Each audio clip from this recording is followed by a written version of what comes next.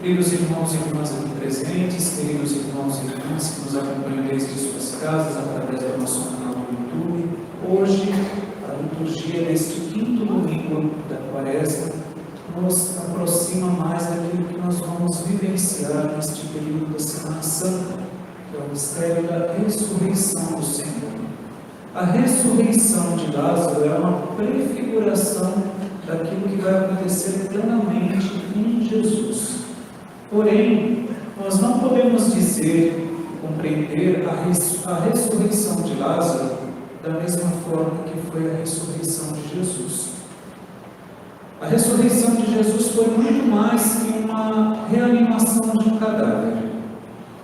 A ressurreição de Jesus o torna plenamente vivo, e uma vez plenamente vivo, ele entra plenamente na história. Ele reina plenamente vivo na eternidade. Lázaro ressuscitou, mas tornou a morrer. Jesus ressuscita plenamente. O que aconteceu em Jesus, como nós verificamos na leitura deste Evangelho, é aquilo que já estava na profecia de Ezequiel, que nós lemos nesta primeira leitura. O próprio Senhor prometendo que abriria as sepulturas do povo para conduzir o povo para a terra de Israel. O próprio Deus que colocaria em seu povo o seu Espírito. Nós também somos chamados a experimentar a graça da ressurreição em nós. Somos chamados a experimentar esta nova vida em Cristo que Ele deseja nos dar. Neste Evangelho de hoje, nós percebemos Jesus diante da morte. A morte biológica, podemos dizer que é um ponto final na nossa vida e que muitas vezes nos coloca diante da nossa própria impotência, diante do nosso próprio limite. Quem somos nós diante da morte? O que falar para uma pessoa que acabou de perder seu ente querido? Abraçar e dizer: foi vontade de Deus? Pelo amor de Deus, não. Que Deus cruel é esse que quer ver seus filhos sofrendo? Quantas vezes a gente não tem nem o que dizer? Por isso é mais fácil dar um abraço, porque às vezes o nosso abraço consegue dizer tudo aquilo que nós poderíamos dizer, simplesmente, e acolher o choro daquele que sofre. Então vejam que diante da morte, cada pessoa se comporta de um jeito. Quantas vezes eu tenho a oportunidade de fazer encomendação de corpo, ou celebrar a missa de corpo presente, nós vemos os mais diversos tipos de comportamento no velório. Chega a ser cômico, para não dizer trágico. Tem aqueles que de fato estão ali numa postura contrita, triste, chorando.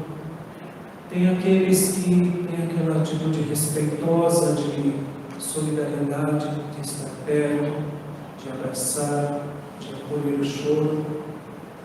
Tem aqueles que estão sentados conversando de outras coisas, de outros assuntos.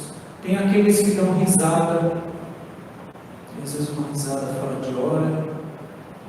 Tem aqueles que tratam e agem de um jeito como se até o corpo da pessoa nem tivesse ali.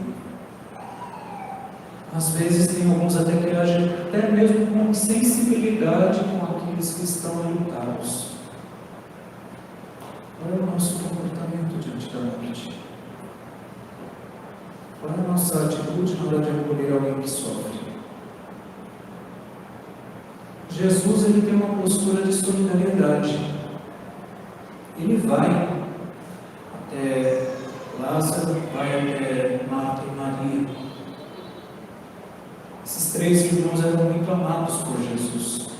Em Betânia era onde Jesus muitas vezes descansava da sua viagem. Era um lugar que muitas vezes, quando Jesus estava cansado, com a cabeça quente, ele ia lá em Betânia descansar um pouco, conversar com Maria, Marta, com Lázaro. Era o espaço onde ele poderia ser ele mesmo.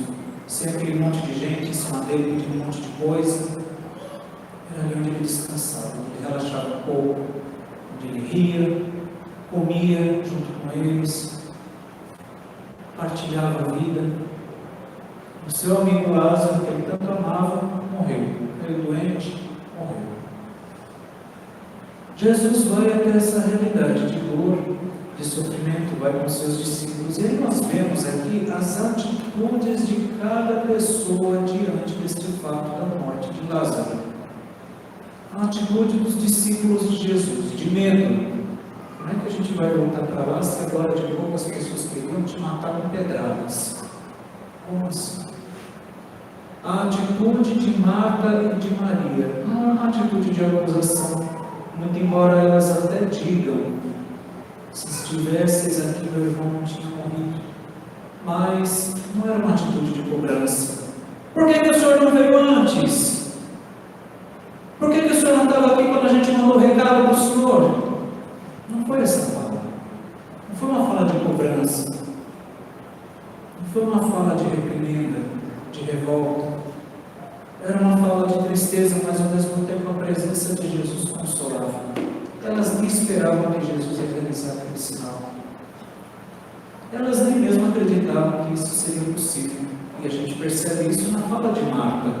Senhor, já cheira mal há 4 dias. Veja lá o que o Senhor vai fazer, pelo amor de Deus. Já cheira mal há 4 dias. Mas elas acolhem Jesus. E também tem os judeus que ali estavam, que foram para consolar Marta e Maria. Alguns estavam comovidos com a atitude de Jesus, outros estavam ali por mera curiosidade. Vamos ver o que vai acontecer agora. O que será que vai sair disso daqui? Até mesmo diante da morte a gente encontra alguns curiosos, né? Muitas vezes tem lá uma pessoa que está sendo velada. Quem é essa pessoa que está sendo velada? É gente importante? É conhecido? Vamos ver. Vamos nos aproximar. Vem cá, ele morreu de quê? O que aconteceu? Nossa, parece até que estava dormindo no caixão. Gente, quantas vezes a gente não escuta umas bobagens dessas, né? No Belo Ponto. Misericórdia. É verdade, a gente escuta umas coisas dessas. Às vezes é melhor não falar nada, né? É melhor ter solidariedade, chegar junto da pessoa, em silêncio, ser presença. Às vezes, sabe o que eu tenho a impressão? Às vezes a gente fala tanta bobagem quando está no velório, porque o silêncio nos obriga a suportar a dor do outro e a gente não quer suportar a dor do outro. Então, às vezes a gente dissipa. Fala alguma coisa para quebrar o gelo, fala alguma besteira, conta uma piada, porque lidar com a dor é muito difícil. Lidar com a dor é muito difícil, muito complicado. E os que ali estavam com as mais diversas motivações. Jesus estaria numa postura de solidariedade. Jesus anuncia o que ele vai fazer. Mas ao mesmo tempo Jesus ele fica profundamente comovido. Jesus chora. Jesus chora diante da dor daquelas irmãs, diante da morte de Lázaro. Até o Filho de Deus chorou diante do mistério do sofrimento, da morte, da cruz. Vejam que coisa maluca dos nossos tempos, né? Nós, seres humanos, a gente inverte tudo. Deus cria as coisas para ser de um jeito. E a gente coloca as nossas percepções, as nossas mãos, os nossos dedos e fazemos as coisas à nossa imagem e semelhança. Quer um exemplo? Os homens aqui desta igreja, quem é de vocês, levante a mão, que já escutou essa história de que o homem não chora. Levante a mão os homens. Nossa Senhora, praticamente todos os homens da igreja, né? É isso mesmo, gente, o homem não chora. A gente tem que conservar intacta a nossa masculinidade. Podemos morrer do coração, mas não podemos chorar. As mulheres podem chorar, vocês estão liberadas, as mulheres. Os homens não podem chorar. Nós temos que conservar intacta a nossa masculinidade. Porque toda manifestação de sentimento é sinal de fraqueza. O homem não chora. Já ouviram falar disso? A gente escutou até das nossas mães, né? Vocês mulheres, vocês também às vezes são cruéis com a gente, com nós homens, né? E quando a gente manifesta esse sentimento, ainda ri da nossa cara, deixa eu pegar um lencinho aqui para enxugar essa lágrima para guardar de relíquia. Vocês mulheres também são terríveis, né? Gente, o Filho de Deus chorou. Jesus ali mostrou a sua fragilidade. Jesus mostrou a sua vulnerabilidade. Ele não foi menos homem por causa disso. O Filho de Deus chorou. Homem chora sim. Quando nós encontramos em uma situação de grande dor e sofrimento, nós choramos sim. E não tem nenhum problema com isso. Não tem. É humano chorar. A experiência do choro é uma experiência de nascimento. Quando nós nascemos, nós não choramos, não? Choramos.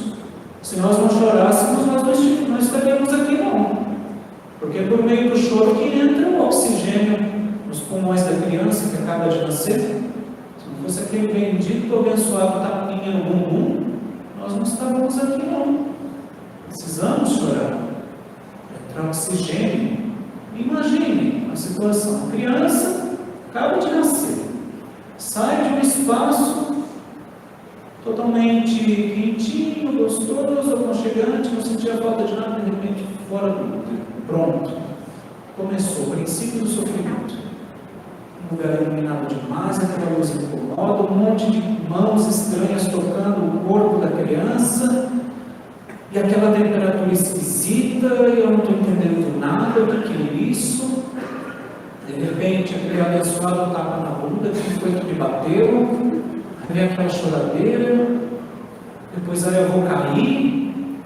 A primeira experiência que a gente faz na vida, quando nasce, é a experiência do medo. Todo mundo tem medo de cair. Mas também nós fazemos ao mesmo tempo com a experiência do medo, a experiência da confiança. Teve uma mão que nos segurou, para que a gente não caísse. Teve uma mão que nos amparou. E aí nós choramos. Paramos de chorar um pouquinho quando fomos colocados no peito de nossa mãe. E ali sentimos o cheiro dela. Mas aí depois fomos retirados pelos cuidados médicos. Mas todo mundo chora quando é criança, quando nasce. E ali a gente não está nem se importando se a gente é homem, se a gente é mulher, se é feio, se é adulto, a gente chora. Aí depois a gente fica adulto, a gente fica idiota. Não, o homem não chora. Quem disse? Quem disse essa bobagem? Quem inventou essa bobagem deveria tomar uns tapas, né? Para chorar de verdade, não é mesmo? É que deveria. Os homens choram sim, gente. O homem tem coração. Jesus chorou. E Jesus, tudo que Ele fez em seus milagres, Ele só fez porque Ele teve compaixão. Ele entrou em sintonia com a dor daqueles que Ele amava. Por isso, Ele realizou este sétimo sinal, como nos apresenta no Evangelho de João. Imaginem vocês, Jesus diante do túmulo rezando, pedindo ao Pai que aquela graça acontecesse. Imagine a eloquência da oração do Senhor com o rosto banhado em lágrimas, pedindo ao Pai essa graça. E no entanto o Pai realiza, e Jesus ressuscita Lázaro.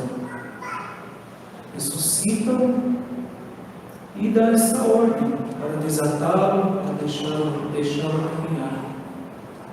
Jesus realizou esse milagre em seu tempo exatamente para despertar a fé no coração daquelas pessoas. Hoje, é possível que aconteça algo semelhante a isso? É muito raro, mas é possível. Para Deus nada é impossível. Mas para nós, podemos também olhar esta ressurreição do Senhor num outro horizonte. No horizonte da existência humana. Quantas são as pessoas que estão vivas, mas simplesmente existem? Pessoas que vivem no automático. Pessoas que vivem da rotina. Estar morto é estar numa vida sem sentido. Quando a nossa vida está sem sentido, nós também estamos mortos. Celebrar a ressurreição de Lázaro e também celebrar a ressurreição de Jesus na Páscoa é também celebrar aquilo que dá sentido à nossa vida, à nossa existência. E Jesus, Ele nos ressuscita, mas não para vivermos segundo nós mesmos, mas segundo o seu Espírito. É o que nós verificamos na carta de Paulo aos Romanos. O viver segundo a carne e o viver segundo o Espírito. Quem vive segundo a carne não pode agradar a Deus, mas somente aquele que vive segundo o Espírito. O que é viver segundo a carne? Viver segundo a carne é fazer as suas vontades. A gente pode fazer tudo aquilo que a gente quer? Pode? Podemos, mas depois aguarde as consequências. Um diabético, que tem um diabetes severo, que precisa tomar insulina todo santo dia, pode ficar sem tomar insulina? Pode, depois vai morrer, só isso. Ou então pode comer aquele bolo de chocolate delicioso, com tudo de bom? Pode? Pode, mas aguarde as consequências. Meus queridos, nós não nos conduzimos pelas nossas vontades, mas pelos valores que nós acreditamos. Viver segundo a carne é viver uma vida segundo as próprias vontades e desejos e aquilo que nos agrada. Isso é uma grande ilusão. É uma enorme ilusão, porque fazer as nossas vontades também significa viver um vazio constante. Nós sempre estaremos insatisfeitos. Não adianta sempre querer fazer as nossas próprias vontades, ou só aquilo que nos agrada. O que nos conduz na vida é justamente o Espírito, ou seja, o Espírito de Deus. E quando pensamos em Espírito, pensamos também em tudo aquilo que dá sentido à nossa vida.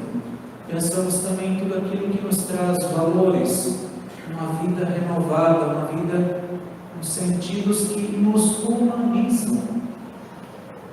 Pessoas que estão vivas, mas simplesmente existem, não vivem, têm de tudo, mas são vazias, são mortas por dentro, falta espírito, falta ânima, vida, alma, falta ânimo, falta garra, falta vontade de viver.